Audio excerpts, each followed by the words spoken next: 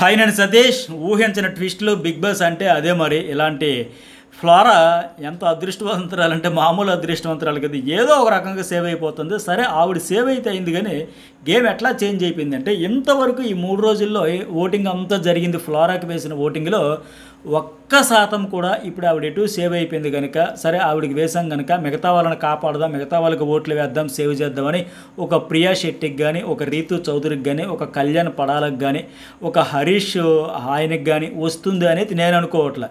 So వాళ్ళని పంపించాలనే ఉద్దేశంతోనే ఆ ఇమాన్యుయల్, తనూజ, అట్లాగే ఇంకొకరెవరు భరణి, వీళ్ళందరూ ఓట్లు, సుమన్ శెట్టి ఓట్లన్నీ కాస్తో కోస్తో ఎంతో కొంత ఈ ఫ్లోరా షైనీకి అయితే ఓటు వేశారు. ఇప్పుడు ఆవిడ ఎటు సేవ్ అయిపోయింది కనుక, నేను టాస్క్తో గెలిచేసుకుంది కనుక, సో ఇప్పుడు ఎవరికి వేద్దాం, సరే వీళ్ళకి వేద్దాం అనుకుంటే ఇప్పుడు నేను చెప్పిన 4 కటౌట్లో 1 కటౌట్ కూడా 1% కూడా పడుతుంది అని నేను అనుకోవట్లా. మీకు కూడా అట్లా కనిపిస్తే ఒక మెసేజ్ అయితే పెట్టండి ఖచ్చితంగా.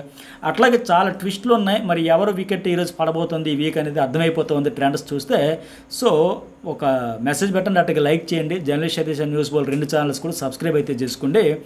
ఇక న్యూస్ బౌల్ పోల్లో కూడా, న్యూస్ బౌల్ ఛానల్లో కూడా పోల్ పెట్టాను ఒకటి, ఫొటోస్తో కలిపి పెట్టే పోల్, లేటెస్ట్ పోల్, అది కూడా వేయండి. ఎందుకంటే హాట్స్టార్లో కూడా ఆమె పేరైతే ఇప్పుడు పోల్ నుంచి తీసేశారు. ఆ టాస్క్ గెలవగానే ఇమ్యూనిటీ ఇచ్చేసారు బిగ్ బాస్. అయితే మరి ఆప్షన్ ఎందుకు ఇచ్చాడు? షేరింగ్ మీకైనా వాడుకోవచ్చు, వేరే వాళ్ళకైనా మీరు ఉపయోగించాలంటే ఉపయోగించుకోవచ్చు అని చెప్పాడు. అంటే వాస్తవానికి ఇక్కడ జరిగింది ఏంటంటే, గేము బిగ్ బాస్ ఆడించాలనుకున్నది ఇక్కడ అయ్యింది ఒకటి, అనుకున్నది ఒకటి, అయినది ఒకటి అంటాం కదా, అట్లా జరిగింది ఇది. నేను ఇంతవరకు ఏంటి రెగ్యులర్ బిగ్ బాస్ 9వ సీజన్ ఓటీటీ కలిపి 10 సీజన్ల అనుభవంతో చెబుతున్నా, అదర్ లాంగ్వేజెస్తో కూడా చెబుతున్నా. ఓటింగ్ అనాలిసిస్లో ఆడియన్స్ మూడు ట్రెండ్ ఎట్లా ఉంటుంది ఏంటి అనేది చాలా అనుభవంతో చెబుతూ ఉన్నాం కనుక మొత్తం గేమ్ ఎట్లా చేంజ్ అయిపోయిందని ఇవి అనలైజ్ చూస్తే మీకు మొత్తం పిక్చర్ అర్థమైపోద్ది. అక్కడ ఆప్షన్ ఇచ్చాడు, కానీ ఏమైంది ముందు ఏంటి, ప్రియా ఉండేది ఆ ప్లేస్లో. అంటే రీతు చౌదరి, ఫ్లోరా షైని, ప్రియా శెట్టి వీళ్ళ ముగ్గురు కూడా నామినేషన్లో ఉన్న వాళ్ళు, ముగ్గురు కూడా బ్లాక్ వచ్చింది. ముగ్గురికి టాస్క్ ఇచ్చి వీళ్ళలో ఎవరో ఒకరు గెలిస్తే వాళ్ళని ఇక్కడ సేవ్ చేసేద్దాం అనేది వాళ్ళ ఐడియా. కానీ అనుకోకుండా ఏమైంది, దమ్ము శ్రీజ వచ్చి స్వాప్ ఆప్షన్ వచ్చేసరికి దమ్ము శ్రీజ ప్రియా ప్లేస్లోకి వచ్చేయడంతో ఇక్కడ ఆమె గెలిస్తే మరి అప్పుడే ఈ ఆప్షన్ పెట్టినాడు. ఒకవేళ ముగ్గురులో మళ్ళీ ఒకవేళ ఆమె గెలిస్తే పరిస్థితి ఏంటి? అందుకోసమే, ఎందుకంటే ఆవిడ నామినేషన్లో లేదు కదా, మరి నామినేషన్లో లేని ఆవిడకి ఇమ్యూనిటీ ఎట్లా? మరి ఆవిడ గెలిచిన ఉపయోగం ఉంది. వీళ్ళిద్దరు గెలిస్తే, రీతు లేదా ఫ్లోరా గెలిస్తే ఓకే నామినేషన్లో ఉన్నారు కనుక వాళ్ళకి ఆప్షన్ ఇచ్చాడు, ఇమ్యూనిటీ అనేది స్పెషల్ పవర్ని. మరి శ్రీజ గెలిస్తే బూడిదలు పోసిన పన్నీరు, మరి ఆవిడ ఎందుకు ఆడాలి, ఎట్లా ఆడాలి, ఇవన్నీ వస్తాయి కనుక సో అందుకోసం స్వాప్ పెట్టాడు. ఒకవేళ ఆవిడ గెలిస్తే ఆ ప్రియాని సేవ్ చేస్తాను, లేకపోతే నామినేషన్లో ఉండేవాళ్ళు ఎవరినైనా సేవ్ చేస్తాను లెక్క అందుకోసం పెట్టారు, ఎవరికైనా వాడుకోవచ్చని. కానీ విచిత్రంగా ఏంటంటే ఆవిడ కూడా గెలవల. సో ఇక బిగ్ బాస్కి, ఫ్లోరాకి ఏంటంటే బిగ్ బాస్ చెప్పేస్తారు, ఇంకా నామినేషన్ నుంచి మీకు కంగ్రాచులేషన్స్, అప్రిషియేషన్ చేసేసి మీరు సాధించారు, సో మీరు ఇక ఓటింగ్లో ఉండకల్లా నామినేషన్లో లేరు, ఇక మిగతా వాళ్ళే ఉంటారు, వాళ్ళే చేసుకోవాలి, సో అని ఎక్స్ప్లెయిన్ అయితే చేసేస్తారు. ఇక్కడ బిగ్ బాస్ ప్లాన్ ఏంటంటే వేరే వాళ్ళు గెలుస్తారు అనుకుంటే టాస్క్ డిజైన్ చేసింది అందుకు, అనుకున్నదంతా బిస్కెట్ అయింది ఇక్కడ. ఎందుకంటే ఈ మాట కూడా నేను చెబుతా ఉన్నా, ఇప్పుడు ఈ వారం ఓటింగ్లో ఉండే వాళ్ళలో రీతు చౌదరి, ప్రియా శెట్టి చాలా హై రిస్క్ జోనర్లో ఉన్నారు. ఇద్దరు కూడా పెద్దగా ఓటింగ్ డిఫరెన్స్ లేదు, నువ్వానేనా అంటే ఉన్నారు. సో ఇక్కడ ఈ టాస్క్ ద్వారా, ఈ ప్రాసెస్ ద్వారా వీళ్ళిద్దరిలో కంటెంట్ ఇచ్చే కటౌట్లు వీళ్ళు ఖచ్చితంగా కంటెంట్ క్రియేట్ చేస్తూనే ఉన్నారు. ఏదో ఒక రకం కంటెంట్ వస్తూనే ఉంది. మరి ఇంత కంటెంట్ ఇచ్చే కటౌట్లో అంత డేంజర్ జోన్లో ఉండి వెళ్ళిపోయే స్థితిలో ఉండేటప్పుడు ఇక్కడ ఈ టాస్క్ ద్వారా ఒకరిని సేవ్ చేసేస్తే తర్వాత ఓటింగ్లో ఇంకొకరిని సేవ్ చేసి ఆ కళ్యాణ్ పంపించేయవచ్చు అనుకున్నారు ఇక్కడ. కానీ ఇక్కడ శ్రీజ రావడంతో మొత్తం గేమ్ అయితే చేంజ్ అయిపోయింది. ఇప్పుడేంటి, ఈ హరీష్, కళ్యాణ్, రీతు, ప్రియాకు ఎట్టి పరిస్థితుల్లో ఓట్లు అయితే ఒకటి కూడా వేయరు. అయితే రాము రాథోడికి వేస్తారు. అతనికి ఏ రకంగా వేస్తారంటే బేభత్స భయానకంగా బాది ఎక్కడికో తీసుకెళ్ళిపోతారు అతను ఓటింగ్. కానీ ససేమేర మిగతా వాళ్ళకైతే పడదు, ఓట్లు వేయరు. సో అందుకే మరొకసారి మీ ఒపీనియన్ కూడా, అసలు అభిప్రాయం ఎట్లా ఉంది తెలుసుకునేదానికి ఇప్పటికే పోల్ పెట్టాను న్యూస్ బౌల్ ఛానల్లో, ఫొటోస్తో కలిపి అందులో కూడా వేయండి. అట్లాగే మెసేజ్ కూడా పెట్టండి, మీరు ఎంతవరకు ఈ 3 రోజుల్లో ఫ్లోరా షైనీకి వేశారా, ఇప్పుడు ఎవరికి వేస్తారు అనేది కూడా పెట్టండి. ఇప్పుడు నేను చూస్తున్న ట్రెండ్స్ ప్రకారం చూసుకుంటే రాము రాథోడ్ 50 ఏం కర్మ, నిన్నటి వరకు 31, 2 ఇట్లా ఉంటే 31, 32 ఉంటే ఇప్పుడు ఏకం 50, 55, 60, ఇంకా అది లిమిట్లెస్ రికార్డ్ అనే చెప్పాలి.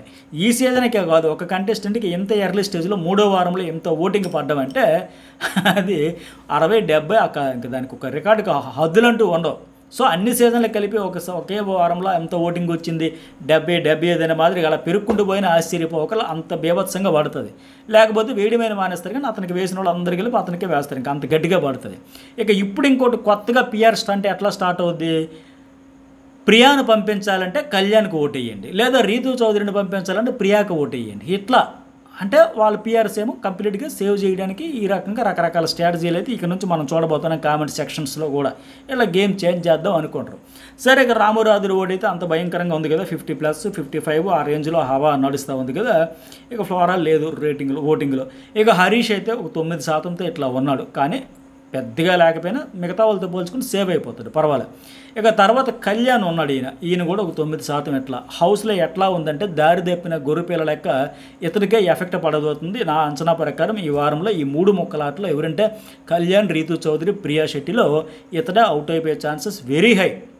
ఎందుకు ఈ మాట చెబుతున్నానంటే ఇప్పుడు ఇద్దరికి పాజిటివ్ వచ్చింది. అట్లా ఆ తర్వాత రీతు చౌదరి ఉంది, ఆవిడకు ఒక 8% ఇట్లా జరుగుతూ ఉంది ఓటింగ్. అట్లాగే ప్రియా శెట్టి కూడా ఒక 8% ఓటింగ్ జరిగింది. వీళ్ళ అదృష్టం ఏంటంటే ఈ నామినేషన్లో ఉన్న టైంలో ఏదో కాలం కలిసి రావడం అంటారు కదా, అట్లాగా ఇప్పుడు బిగ్ బాస్ హౌస్లో ఏంటంటే ఒక సీన్ చాలు, ఒక ఎపిసోడ్ చాలు, ఒక ఇన్సిడెంట్ చాలు, ఒక స్టాండ్ చాలు, ఫెయిర్గా పర్ఫెక్ట్గా ఎమోషనల్గా ఆడియన్స్ కనెక్ట్ అయిపోయి ఒక అద్భుతమైన అవకాశాలు వస్తాయి. ఇప్పుడు నిన్న వీళ్ళ అదృష్టం ఏంటంటే ఎంత కష్టపడిన పాపం రీతు చౌదరి గెలవలేదే అన్న దాంతోపాటు లాస్ట్లో వచ్చారే నాకు ఎప్పుడు లక్ ఫేవర్ చేయదు నేర్చింది చూడండి. ప్రయత్నం గట్టిగా చేసింది, తీవ్రంగా ఆడింది, మిగతా వాళ్ళు కూడా చేశారు. ఫస్ట్ బాల్స్ ఆవిడే తెచ్చుకుంది, ఎక్కువ బాల్స్, ఫస్ట్ బాల్ కూడా ఆవిడే చేసింది, కానీ బ్యాడ్ లక్. ఆ ఎమోషనల్గా డ్రిల్ అయిపోవడం కావచ్చు, ఫిజికల్గా ఆడి అలసిపోవడం కావచ్చు, స్ట్రెయిన్ అయిపోయి స్ట్రెస్కి గురైపోయి ఆల్రెడీ ఈ వారం అంతా ఎలాగైనా తప్పించుకుందాం, నామినేషన్లో ఉంది, ఆ కెప్టెన్సీ విషయంలో అట్టర్ ఫ్లాప్ అయిపోయింది కాబట్టి బ్యాడ్ అయిపోయింది, నెగిటివ్ అయిపోద్దని తెలుసు. స్వాప్ శ్రీజా కోసం చేశాడు, ఏమి కోసం చేయలేదు. ఇన్ని గంటలు దాటొచ్చి ఎక్కడ కూడా ఒక బిగ్ బాస్ బంపర్ ఆఫర్ ఇచ్చాడు కదా, అప్పుడు ఒకవేళ డీమాన్ చేతిలో పెడితే ఈ అమ్మాయి ఎక్స్పెక్ట్ చేయడంలో తప్పులేదు, అతను కెప్టెన్ చేసి అడిగింది కూడా. నీ వల్ల నేను ఇన్ని మాట్లాడాల్సి వచ్చింది, నీకు కెప్టెన్ నా వల్ల అయ్యావు కదా, అది కూడా నీకు గుర్తుండక్కర్లేదని.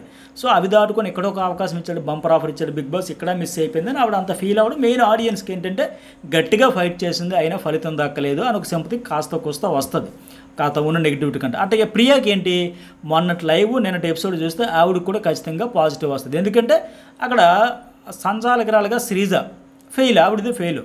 సంజన అని చెప్పేసి సంజన టచ్ చేసింది కాబట్టి అని చెప్పేసి తర్వాత మాస్క్ మ్యాన్ చెప్పడం వల్ల మళ్ళీ ఆవిడ ఆలోచనలు పడిపోయి ప్రియా కూడా పాయింట్ రేజ్ చేయడం వల్ల బజర్ పెట్టింది దేనికి, టచ్ చేయడానిక, బజర్ మోగించడానికి కదా. నేనే కదా, నేను ఒత్తినప్పుడే ప్రెస్ చేసినప్పుడు కదా సౌండ్ వచ్చింది, లైట్ వెలిగింది, ఇంత క్లారిటీ ఇవ్వడం, మాస్క్ మ్యాన్ కూడా అదే విషయం చెప్పడంతో అప్పుడు శ్రీజ లేదు సంజన గారు కదా, సంజన గారు 10 సార్లు సంజన పేరు చెప్పి మళ్ళీ సంజన కాదు ప్రియా అని చెప్పడంతో మిగతా వాళ్ళందరూ కూడా కొంత డౌట్ఫుల్గా అయిపోవడంతో అది ఈ గిల్ట్ నాకు ఎందుకని ఆవిడ వదిలేయడంతో లైవ్ అంతా చూశాను నేను.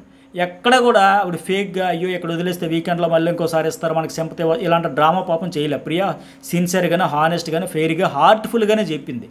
సో ఇదంతా కూడా కంప్లీట్గా పాజిటివ్ వస్తుంది. ఎనీవే వీళ్ళిద్దరికీ ఈ వీకెండ్లో ఖచ్చితంగా మంచిగా పాజిటివ్ వచ్చే ఎపిసోడ్స్ లైవ్ జరిగితే ఆ కళ్యాణ్కి అయితే కంప్లీట్గా నెగిటివ్ అయ్యింది. ఎందుకంటే ఈరోజు లైవ్ చూస్తే నిన్న లైవ్ చూసేవరకు ఎవరికైనా ఈ పులిహోర రాజు ఇందుకా వచ్చాడు, ఇందుకా ఉండేది హౌస్లో, ఇలాంటి వాడు ఏం సాధిస్తాడు అని లెక్క. సో ఇక ఖచ్చితంగా ఈ వీళ్ళిద్దరికీ పాజిటివ్ వచ్చిన దశలోనే ఇతనికి కంప్లీట్గా నెగిటివ్ కనుక ఆ రీతు తర్వాత రీతు ప్రియ సేవ్ అయిపోతే ఖచ్చితంగా ఈ కళ్యాణ్ అయితే తట్టబుట్ట సర్దేయాల్సిందే. వాళ్ళిద్దరి వల్ల కనీసం కంటెంట్ ఎంతో కొంత వస్తుంది, చాలా వస్తుంది. ఏదో ఒకటి చేస్తారు వీళ్ళు మాటల్లోనో ఆటల్లోనో ఏదో ఒక టాలెంట్ బట్ ఇది ఏంటి జీరో కంటెంట్. ఇప్పుడు మన మనీష్ మర్యాద ఎలిమినేట్ అయిపోయి లేటెస్ట్ ఇంటర్వ్యూలు కూడా ఆయన కూడా షాక్ అవుతున్నాడు. ఏంటి అసలు అగ్ని పరీక్షలో ఆయనకుండే ప్రొఫెషనల్ బ్యాక్గ్రౌండ్ కావచ్చు, ఆయన ఒక ఎమోషన్ కావచ్చు, టాప్లో ఎక్కడో ఉంటాడు అనుకుంటే ఏం చేస్తుందని హౌస్లో టాక్ అంట తినడం, వాళ్ళ చుట్టూ తిరగడం, పడుకోవడం, తినడం, వాళ్ళ చుట్టూ తిరగడం, పడుకోవడం, కనీసం కంటెంట్ ఉండట్లేదు. ఇప్పుడు నేను బయటకు వచ్చాక కూడా సేమ్ అదే, పబ్లిక్లో అదే టాకు, హౌస్లో అదే టాకు. సో ఇందుకోసం వచ్చాడా అనేసి నాకు కూడా అనిపిస్తుంది. ఆయన ఆశ్చర్యపోతున్నాడు. హౌస్లో కూడా మనం అదే చూస్తూ ఉన్నాం, జీరో కంటెంట్, ఏం ఉపయోగం. ఇంకోటి ఏంటి, ఆ కాలచక్రంలో కూడా ఫౌల్ అట్లాగే 2 ఫౌల్స్ చేసేసి అడ్డంగా దొరికేసి మళ్ళీ వితండవాదం చేస్తుండే. మరి నాగార్జున గారు కూడా అరటపండులు నోట్లో పెట్టిన మాదిరిగా అంతగా చెప్పినా సరే చాలా సీరియస్గా ఫేస్ పెట్టేసి ఏదో సిన్సియర్గా ఆడేసినట్టుగా ఆయనతో వాదిస్తుండ. వాళ్ళ సంచాలకు రూల్ పెట్టిన వాళ్ళే మిస్ చేశారు, అచ్చయ్య కన్ఫ్యూజ్ అయ్యారు, అది ఇది అని చెప్పి. అట్టగా పోనీ అంతకుముందు ఆ టాస్క్లో కూడా ఫౌల్, ఆ టాస్క్లు వచ్చేటప్పుడు ఆడుతున్నాడు అదేనో జెన్యున్ కంటే అది ఫౌల్ ఆడుతుంటే పోనీ ఫౌల్లో ఒప్పుకుంటున్నాడంటే అది లేదు, వితండవాదం చేస్తున్నాడు. సో ఏ రకంగా చూసినా కంటెంట్ జీరో. అట్లాగే ఇతనికి సంబంధించి నాకు నైట్ ఎపిసోడ్లో నిన్న ఒక వీడియో కింద ఒక మెసేజ్ పెట్టారు రంజిత్ బుజ్జి గారు. ఈయన ఏమంటారంటే రంజిత్ బుజ్జి గారు, బ్రో అంటే ఆడియన్స్ మైండ్ సెట్ ఎట్లా ఉందో చూడండి. ఆయన పెట్టిన మెసేజ్ మేము చదువుతా.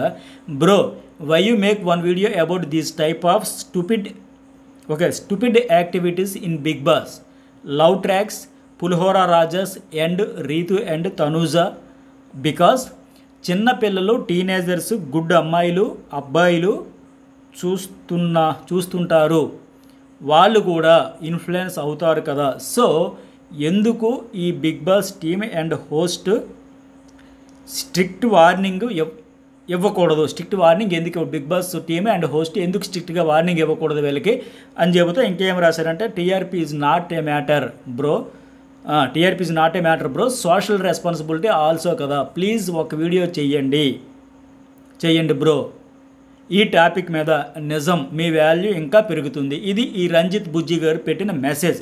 ఈయన చెప్పింది 100% కరెక్ట్, పర్ఫెక్ట్గా పెట్టారు, మాకు కూడా సేమ్ ఫీలింగ్ ఉంది అనే వాళ్ళందరూ కూడా ఖచ్చితంగా మీరు కూడా మెసేజ్ పెట్టండి. అలాగే నేను చెప్పిన అనాలిసిస్ ప్రకారం కూడా పర్ఫెక్ట్ అనిపిస్తే లైక్ చేయండి. Journalist Satish and news ball 2 కూడా సబ్స్క్రైబ్ చేసుకుని అట్టుగా వైల్డ్ కార్డ్ ఎంట్రీస్కి సంబంధించి కూడా చాలా అప్డేట్స్ నేను ఇప్పటికే నిన్న కూడా షేర్ చేసుకున్నా. ఎందుకంటే పర్ఫెక్ట్గా ఇన్ఫర్మేషన్ ఇవ్వాలన్నా కాస్త అటు ఇటు అయినా నేను ఇచ్చిన ఇన్ఫర్మేషన్ అంతా మీకు తెలుసు కదా, మళ్ళీ నేను కొత్తగా నా డబ్బా కొట్టుకోవక్కర్లేదు, ఇక్కడ సెల్ఫ్ డబ్బా. సో దివ్య నిఖిత అయితే ఆవిడైతే ఎంటర్ అయ్యింది. మరి ఆ ప్రాసెస్ ఏంటి, ఎట్లా 4 వచ్చారు కదా ప్రోమోలో చూసి, మరి ఆ అమ్మాయి అయితే కంటెండర్గా హౌస్లోకి వచ్చేసింది, బ్యాండ్ బాజా మోగేస్తుంది. మరి దానికి సంబంధించిన అప్డేట్ కూడా మరి కాసేపట్లో మరి ఛానల్లో జర్నలిస్ట్ సతీష్లో అప్లోడ్ చేస్తా, మిస్ కాకుండా చూడండి.